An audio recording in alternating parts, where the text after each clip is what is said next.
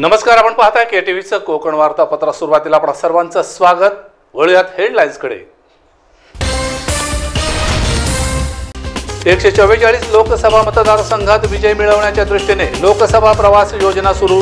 माजी मंत्री चंद्रशेखर बावनकुळे यांचं प्रतिपादन. पहिल्याच दिवशी शालेय पोषण आहाराचे वाजले 3:13. विद्यार्थ्यांना कच्चा भात दिल्याने शिक्षक संतापले. शिक्षण विभागाने घेतली तातडीने दखल. रत्नागिरी शहर आणि परिसरातील मेमन समाजाच्या तरुणांसह मिरकरवाडा येथील पुरुष आणि महिलांनी राष्ट्रवादीत केला जाहीर प्रवेश. आणि जिल्हाधिकारी डॉक्टर BN पाटील सह शालेय विद्यार्थ्यांनी केले लोकमान्य टिळकांना अभिवादन. तर आता थेट वळूया सविस्तर बातम्यांकडे. 2024 साली होणाऱ्या लोकसभा निवडणुकीत भाजप 400+ पुढे जाणार असल्याने देशातील 144 लोकसभा मतदारसंघात विजय मिळवण्याच्या दृष्टीने लोकसभा प्रवास योजना सुरू करण्यात आली असल्याची माहिती माजी मंत्री चंद्रशेखर बावनकुळे यांनी दिली आहे. आज आम्ही जे 18 लोकसभा 16 लोकसभाचा प्रवास सुरू केला आहे, 18 महिन्यात आम्ही ज्या पद्धतीने योजना तयार केली आहे, प्रवास योजना, असा कुठलाही या मतदारसंघाचा बूथ नसणार आहे, असा कुठलाही सामाजिक त्या ठिकाणी टच असणार आहे, असा कुठलाही वर्ग सुटणार नाही ज्याला आम्ही 18 महिन्यामध्ये टच करणार नाही.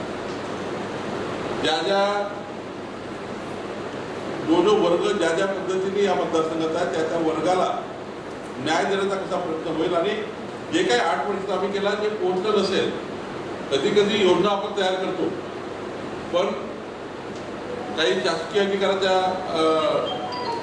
कमी जास्तपणामुळे, काही आमच्या संघटनात्मक कमी जास्तपणामुळे काही योजना पोहोचत नाही, जो वर्ग अगदी वंचित असतो. या 16 लोकसभेमध्ये मात्र आम्ही संपूर्ण सर्वे करूनच हा मतदारसंघ निवडला गेला आहे पहिल्या टप्प्यातले. म्हणजे 18 महिने जर आम्ही याच्यात काम केलं, संपूर्ण भारतीय जनता पार्टीचे आमचे नेते या ठिकाणी बसलेले, कोरपूरचे नेते, लोकसभा प्रवासाचे नेते आणि केंद्रीय मंत्री आणि राज्यातलं सर्व युनिट हे जर कामाला लागलं तर आमचा विश्वास आहे की या 16 लोकसभा होतील. रत्नागिरी येथील शासकीय विश्रामगृह येथे आयोजित पत्रकार परिषदेत बोलताना माजी मंत्री चंद्रशेखर बावनकुळे यांनी लोकसभा प्रवास योजनेविषयीची सविस्तर माहिती दिली.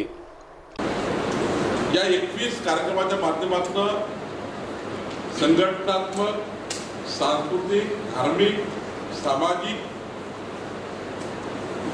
प्रधानमंत्री माननीय मोदींनी 8 वर्षात केलेल्या विकास कामाच्या योजना, लाभार्थी संवाद, सामाजिक संवाद, बूथच्या काही प्रमुख कार्यकर्त्यांच्या घरी भेटी देणे, काही स्वातंत्र्य संग्राम सैनिकांच्या घरी भेटी देणे, शौर्य पुरस्कार विजेत्यांच्या घरी भेटी देणे, जे काही माननीय निलेश राणेजी ठरवतील, राजन तेली ठरवतील, अतुल काटसेकर ठरवेल, दीपक पटवर्धन ठरवेल, बाळासाहेब ठरवेल, अनेक जे काही आमचे नेते आहेत, सर्व कोर ग्रुप आहे आमचा, तो एखादा कार्यक्रम त्यामध्ये ऍडही करू शकतील. या संपूर्ण कार्यक्रमाच्या रचना अशा आहे की लोकसभेमधला असा कुठलाही वर्ग सुटणार नाही त्या वर्गाला केंद्रीय मंत्री भेटणार नाही. या प्रसंगी माजी खासदार निलेश राणे, माजी आमदार प्रमोद जठार, माजी आमदार बाळ माने, भाजप जिल्हाध्यक्ष ॲडव्होकेट दीपक पटवर्धन, भाजप युवा मोर्चाचे अध्यक्ष अतुल काळसेकर आदी उपस्थित होते. महागाईचा फटका सर्वसामान्यांना बसत नसल्याचं माजी मंत्री शेखर बावनकुळे पत्रकारांजवळ बोलताना म्हणाले. महागाईचा जो भडका उडालाय ह्याकडे आपण भाजपचे नेते म्हणून कसे पाहता आणि भविष्यामध्ये आपण काय करणार? असं आहे की तुम्हाला परसेप्शन तयार झालं आहे महागाई.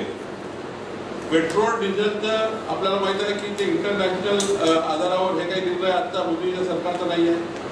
इंटरनॅशनल लेवलला भाव कमी होतात, तिकडे भाव कमी करायला लागतात. आणि उलट आता महाराष्ट्राने आपलं सरकार आल्यानंतर पुन्हा कसं कमी करता येईल याच्याकडे माननीय देवेंद्रजी एकनाथ शिंदे साहेब लक्ष टाकतात. पेट्रोल डिझेलचा एक अत्यंत महत्त्वाचा विषय समोर आहे. बाकी जे काही जास्तीचे तुम्ही दर लागले आहेत हे दर काही मीडियम क्लास किंवा खालच्या क्लास जो आपला BPLचा किंवा मागासवर्गीय भागातला लाभार्थी आहे त्याला तुम्ही परसेप्शन दिलाय मागे वाढली. आज बघा संपूर्ण 2 वर्षाच्या 2.5 वर्षाच्या कोरोना परिस्थितीमध्ये जो मिडियम क्लास आणि आर्थिक दुर्बल वर्ग आहे त्यांना मोदींनी रेशनच्या माध्यमातून पूर्ण 2 वर्ष फ्री रेशन दिलं आहे. 2.5 वर्ष अनेक योजना अशा आहेत ज्या वॅट वाढवला आहे किंवा त्या ठिकाणी जीएसटी आल्या आहे. हा जीएसटी का आर्थिक उत्पन्नाचा वर आला आहे. एका वेळी समजा एखादा श्रीमंत व्यक्ती 50 किलो भाजी विकत घेतं त्याला जीएसटी लावले आणि जो माणूस रोज हातावर खात त्याला काही जीएसटी नाही आहे. तर परसेप्शन तयार झाला की सर्वच लोकांकरता महागाई वाढलेली आहे. महागाई वाढली आहे काही वर्गाकरता, महागाई वाढली आहे जो टॅक्स पे करतो त्याच्याकरता, महागाई वाढली आहे जो सिलेंडर स्वतः 10 सिलेंडर घरात ठेवून त्याच्याकरता, जो 5 स्टार हॉटेलमध्ये 3 स्टार हॉटेलमध्ये जेवण करतो त्याच्याकरता महागाई वाढली, त्याच्याकरता जीएसटी लागला. पण जो गरीब मध्यमवर्गीय माणूस आहे त्याला सारखाच रेट आहे, त्याला कुठे कमी जास्त केलं नाही. एकनाथ शिंदे आणि देवेंद्र फडणवीस यांचं सरकार 2020 मॅच खेळत असल्याचं चंद्रशेखर बावनकुळे पत्रकारांजवळ बोलताना म्हणाले. सध्या राज्यात जे चाललंय राजकारण त्याच्याकडे आपण कसं पाहता? नाही, राज्याचं राजकारण खूप चांगलं चालू आहे. चांगलं म्हणजे कशा एक महिना झाला अजून मंत्रिमंडळाचा विस्तार नाही. 2020ची मॅच चालू आहे. अच्छा, हा जोरात चालू आहे. 32 दिवसात 32 निर्णय असे घेतले की सारे निर्णय म्हणजे MVAचे 32 दिवस आणि शिंदे फडणवीस सरकारचे 32 दिवस, 32 दिवसात 0 निर्णय, 32 दिवसात 32 निर्णय. आणि 32 निर्णय कसे की जनतेला मान्य असलेले निर्णय. आम्ही त्यांचे काही चांगले घेतलेले निर्णय नाही बदलवले कधी. एका नगरपालिकेला 400 कोटी द्यायचे ते बदलवले आहेत. एक नगरपालिका 400 कोटी काम काही नाही त्या नगरपालिकेत पूर्ण काम झालं आहे. 400 कोटी रुपये दिले आहेत एका नगरपालिकेला. म्हणजे सिंधू रत्नागिरीमध्ये नगरपालिका नाही का? असं आहे, लुटण्याचं काम होतं. 6च्या ऑर्डर्स काढले त्यांनी अल्पमतामध्ये. त्यामुळं मी तुम्हाला सांगतो 2020ची मॅच आहे.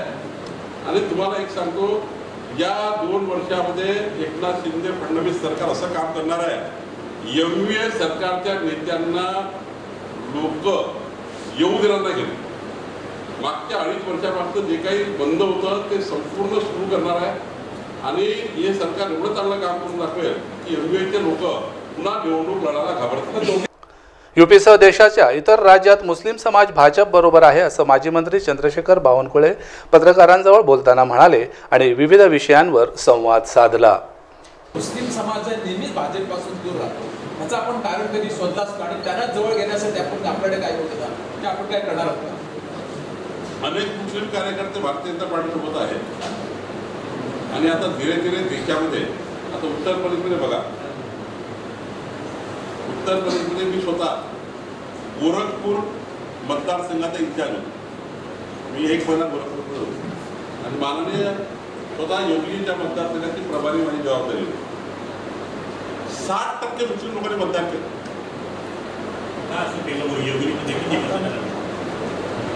यूपीमध्ये आज जे सरकार आहे त्यामध्ये तुम्ही आधी तिथे जाऊन या.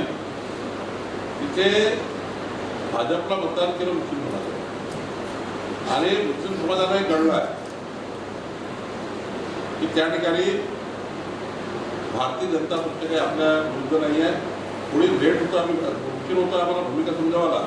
पण आता मुस्लिम समाजाचे मतही खासगी जिल्हा परिषद, पंचायत समिती, नगरपालिका, विधानसभा, आता माझ्या मतदारसंघात काम केलं. मी 3 वेळा आमदार राहिलो, MLC आहे. मी विधानसभेमध्ये माझ्याकडे 60,000 मुस्लिम कामठी शहर आहे. अतिसंवेदनशील शहर म्हणून रजिस्टर्ड आहे. पण त्यांनी मला मतदान दिले 3 लोकसभेत, 3 विधानसभेमध्ये. असं आहे की ज्या ज्या ठिकाणी जे नेतृत्व आहे त्या नेतृत्वाच्या आधारावर तुम्ही कसे संबंध रिलेशन मेंटेन करताय याच्यावर खूप काही असतं. पक्षाला खूप लोक आता त्या ठिकाणी मतदान करणार नाही वगैरे अशी काही भूमिका घेऊन मुस्लिम समाज नाही आहे.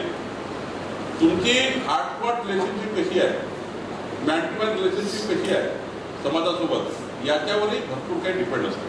आणि मोदीजींना सुद्धा त्यांच्या मतदारसंघात प्रचंड मुस्लिम समाज बदलतो. 2024 साली होणाऱ्या निवडणुकीची तयारी आतापासूनच करताना भाजपने लोकसभा प्रवास योजना सुरू केली आणि भविष्यात त्याचे उत्तम परिणाम पाहायला मिळतील असा विश्वासही व्यक्त करण्यात येत आहे। वळूयात पुढच्या बातमीकडे। बातमी सनसनाटी आहे। सेंट्रल किचनच्या माध्यमातून शहरातील शाळांना मध्यान्ह भोजन वाटप करण्याच्या पहिल्याच दिवशी रत्नागिरीतील शिर्के प्रशालेत संबंधित ठेकेदाराने निकृष्ट दर्जाचं पोषण आहार वाटप केल्याचं उघडकीस आलं आहे। या प्रकारामुळे पोषण आहाराच्या दर्जाबाबत पुन्हा एकदा प्रश्नचिन्ह निर्माण झालंय।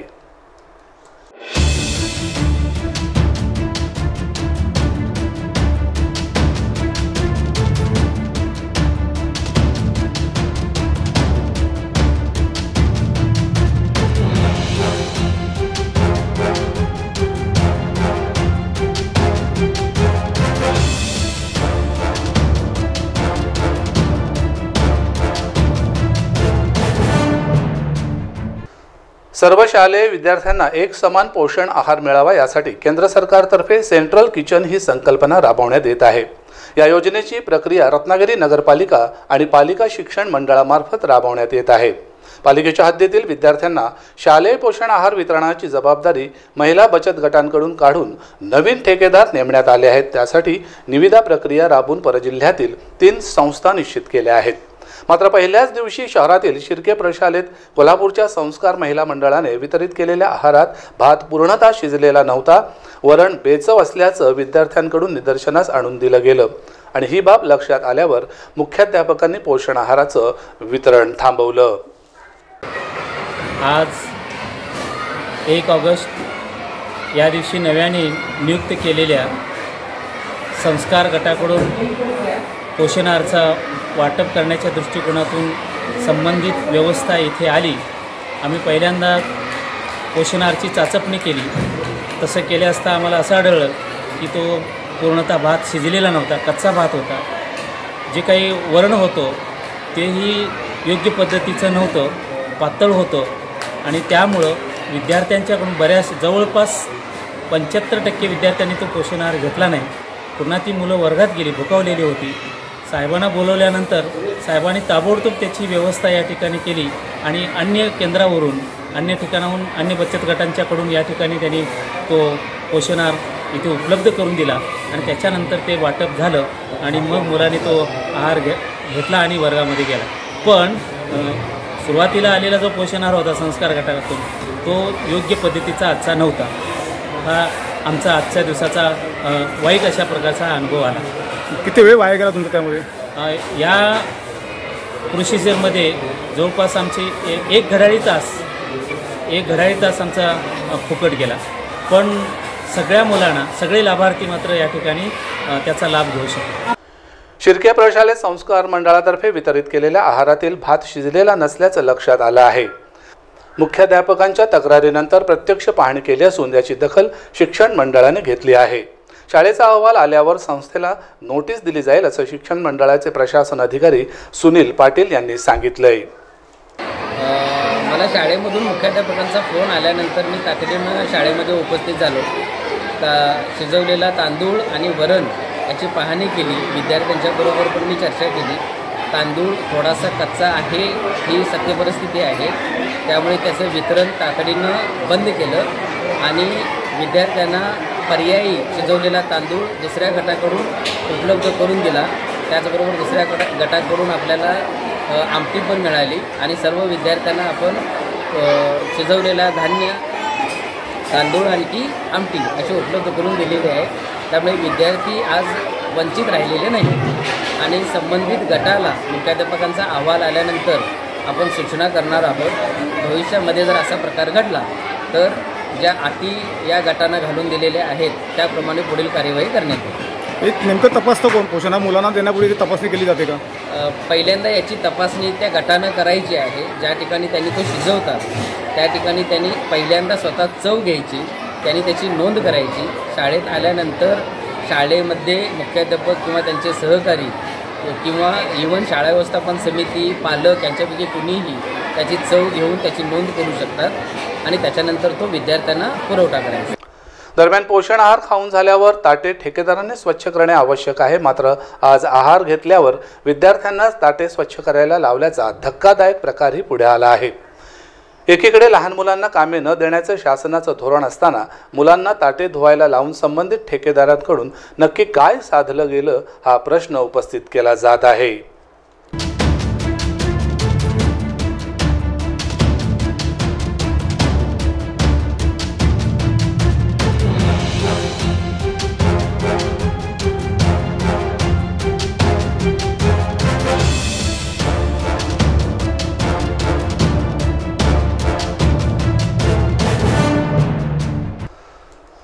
संपूर्ण देश साक्षर व्हावा यासाठी शासन अनेक योजना राबवित आहे. सर्व शिक्षा अभियानांतर्गत देखील अनेक उपक्रम राबवले जातात. याच धर्तीवर शालेय विद्यार्थ्यांना मध्यान्ह भोजन वाटप केलं जातं, मात्र यामध्ये पारदर्शकता दिसून येत नाहीये.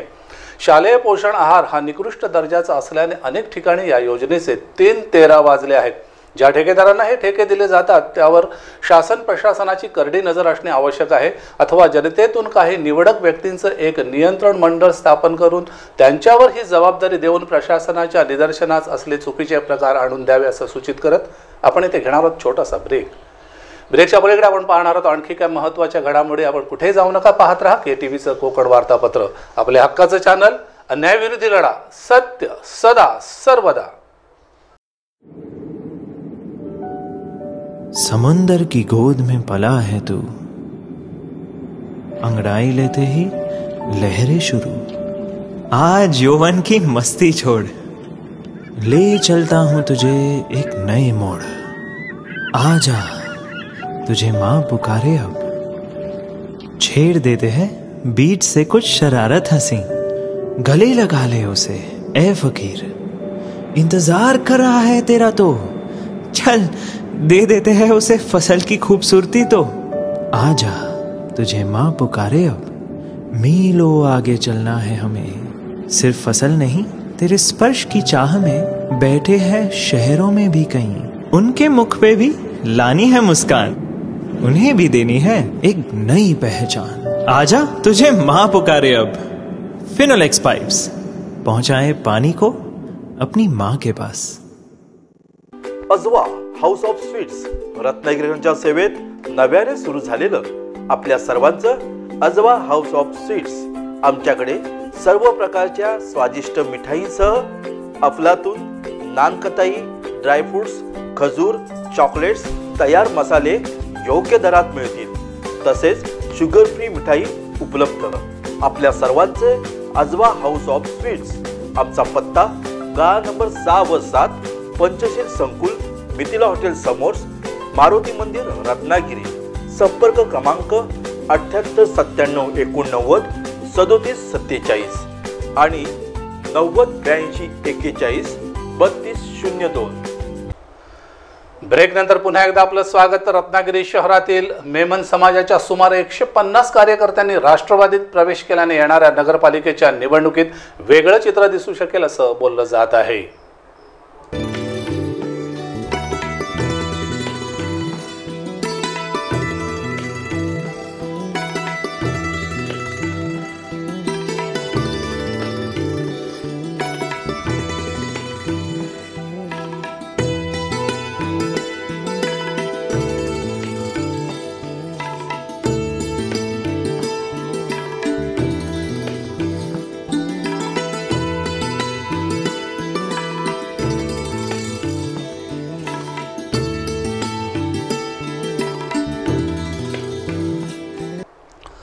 रत्नागिरी शहर आणि परिसरातील मेमन समाज नेहमीच आमदार उदय सामंत यांच्याबरोबर राहिला आहे. मात्र आता तेच शिंदे गटात गेल्याने या समाजातील तरुण कार्यकर्त्यांनी थेट राष्ट्रवादीतच प्रवेश केला आहे.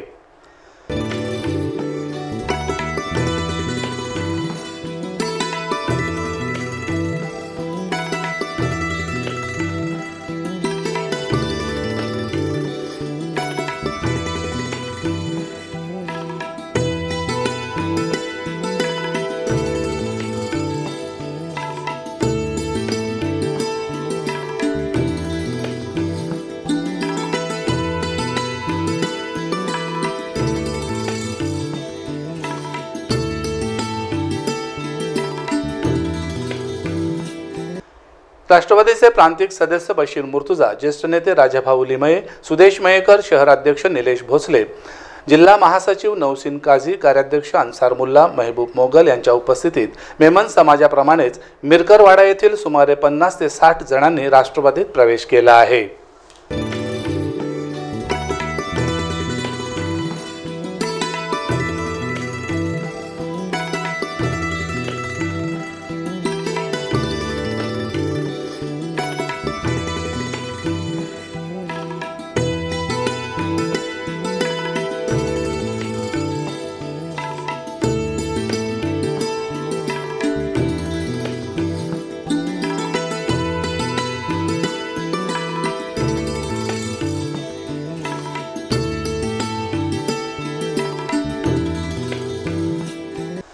प्रांतिक सदस्य बशीर मुर्तजा यांनी पक्षात आलेल्या सर्वांचं अभिनंदन करीत शुभेच्छा दिल्या आणि विकास कामे करण्याची ग्वाही दिली आहे. मी काम करत असताना नगरपालिकेमधून मध्ये निवडून जावं आणि माझ्या मोहल्ल्याची माझ्या प्रभागाची कामं तिकडे करून घ्यावी असं जेव्हा त्यांना वाटलं आणि जेव्हा ते इतरांना कळलं तर त्या लोकांनी जाऊन त्यांना प्रेशर आणण्याचा प्रयत्न केला आणि त्यांना सांगितलं तुम्ही आमच्या पक्षात या, तुम्ही नगरपालिकेत जाऊ नका, आम्ही तुम्हाला दुसरे कुठेतरी एखादं पद देतो. मला ही गोष्ट कळली. मी त्यांना बोलावून घेतलं त्यांना सांगितलं की तुम्ही असं काही करू नका, दुसऱ्या पक्षात जाऊ नका. ही पक्ष काय आहे, त्यांची धोरणं काय आहे, यांची काम करण्याची पद्धत काय आहे याचा विचार करा आणि राष्ट्रवादी पक्षासोबत या. राष्ट्रवादी पक्षामध्ये जी तुमची काम करण्याची जी पद्धत आहे त्याला पूर्ण स्वातंत्र्य मिळेल आणि तुम्हाला काम करण्याची आम्ही संधी देऊ. अशा प्रकारे बोलून मी त्यांना देखील आपल्या पक्षामध्ये बोलवलं. त्या पोरी तयार झाल्या आणि आज त्या देखील काही महिलांना घेऊन आपल्या गावातील मंडळीकडून या ठिकाणी आलेले आहेत.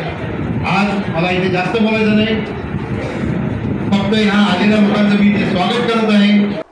या प्रसंगी निसार राजपूरकर, जुबेर काजी, इम्तियाज पटेल, अशरफ बावानी, सईद पावसकर, तालुकाध्यक्ष राजन सुर्वे, शमीम नाईक, मुदस्सर ठाकूर आदी सर्व नेते आणि कार्यकर्ते उपस्थित होते. मेमन समाजाचे युवा नेते मतीन बावानी यांनी आपण राष्ट्रवादीत का प्रवेश करीत आहोत याबाबत मनोगत व्यक्त केलं. माझं नाव मतीन याकूब बावानी. मी प्रभाग 3 मध्ये राहत असून बरेच वर्ष मी रत्नागिरीत आम्ही वास्तव्याला असून आज मी राष्ट्रवादी काँग्रेसची कार्यप्रणाली, त्यांचे कार्यकर्ते, त्यांची काम करण्याची पद्धत हे सर्व पाहून मी आज राष्ट्रवादी काँग्रेसमध्ये प्रवेश केला असून मला बशीरभाई मुर्तजांची कार्यप्रणाली म्हणजे आवडली. त्यामुळे ती कार्यपद्धत त्यांची बघून मी त्यांना प्रेरित होऊन राष्ट्रवादी काँग्रेसमध्ये प्रवेश केला असून मी पुढे राष्ट्रवादी काँग्रेससोबत काम करत राहून रत्नागिरी शहराचा, माझ्या वॉर्डाचा विकास करण्याचा पुरेपूर प्रयत्न करीन आणि पुढे मी नेहमी राष्ट्रवादी काँग्रेसबरोबरच राहीन. एकीकडे महाराष्ट्रात राजकारणाचे चढ उतार सुरू असतानाच राष्ट्रवादीचे प्रांतिक सदस्य बशीर मुर्तजा यांनी मात्र मेमन समाजाला राष्ट्रवादीत प्रवेश दिल्याने येणाऱ्या नगरपालिकेच्या निवडणुकीत नक्कीच राजकीय गणित बदलू शकतं असं बोललं जात आहे. जिल्हा महासचिव नौसिन काझी यांनी भविष्यात मुस्लिम समाज मोठ्या प्रमाणात राष्ट्रवादी काँग्रेसमध्ये प्रवेश करेल अशी भविष्यवाणी केली आहे. समाजाने त्याची जो प्रवेश झाला आहे तो हा मोठ्या प्रमाणात झाला आहे. हा समाज हा मेहनती समाज आहे. हा गेले कित्येक वर्ष खरं म्हणजे जर रत्नागिरी शहराचं जर आर्थिक धोरण जे आहे ते महत्त्वाचं भूमिका बजावण्यामध्ये मेमन समाजाचा मोलाचा वाटा आहे आणि ह्या समाजाचा राष्ट्रवादी काँग्रेस पक्षामध्ये प्रवेश होणं हे राष्ट्रवादी पक्षासाठी तसे या शहरासाठीही खूप महत्त्वाची जमेची बाजू आहे. आणि यामध्ये आज आमचे प्रभाग क्रमांक 3मधून शहराच्या प्रभाग क्रमांक 3मधून मतीन बावांनी यांच्यासोबत एक हुन्नरी कार्यकर्ता, एक युवक कार्यकर्ता आम्ही असं प्रवेश करून घेतलेला आहे. हे आमचं काही वर्षापासून आमचं एक हे होतं की हा समाज जो आहे हा आमच्यापासून जुळलाच आहे. तर त्याच्याद्वारे आज मेमन समाजाने मी प्रवेश केलेला आहे. एकीकडे महाराष्ट्रात राजकारणामध्ये चढ उतार सुरू असतानाच मेमन समाजातील अनेक कार्यकर्त्यांनी राष्ट्रवादीत प्रवेश केल्याने रत्नागिरीतील राजकारणाची समीकरणे बदलण्याची शक्यता वर्तवली जात आहे. तर जिल्हाधिकारी डॉक्टर BN पाटील यांच्यासह शालेय विद्यार्थ्यांनी रत्नागिरी शहरातील टिळकाळी येथे असलेल्या लोकमान्य टिळकांच्या पुतळ्याला अभिवादन करून आदरांजली अर्पण केली.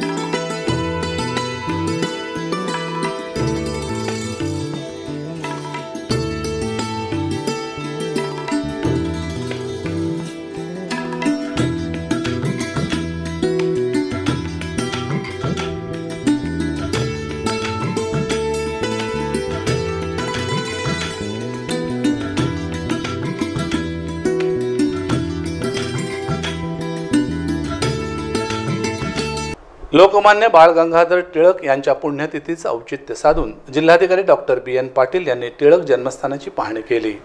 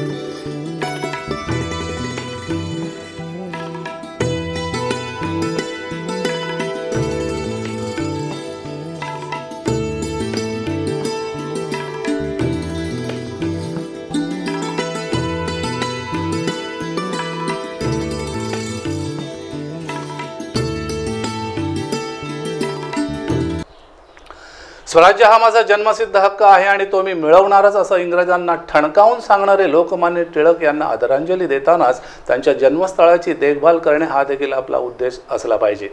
तर या होत्या आजच्या सविस्तर बातम्या आणि आता जाता जाता शेवटी पुन्हा एक नजर ठळक घडामोडींवर। 144 लोकसभा मतदारसंघात विजय मिळवण्याच्या दृष्टीने लोकसभा प्रवास योजना सुरू, माजी मंत्री चंद्रशेखर बावनकुळे यांचं प्रतिपादन। पहिल्याच दिवशी शालेय पोषण आहाराचे वाजले 3:13, विद्यार्थ्यांना कच्चा भात दिल्याने शिक्षक संतापले, शिक्षण विभागाने घेतली तातडीने दखल। रत्नागिरी शहर आणि परिसरातील मेमन समाजाच्या तरुणांसह मिरकरवाडा येथील पुरुष आणि महिलांनी राष्ट्रवादीत केला जाहीर प्रवेश।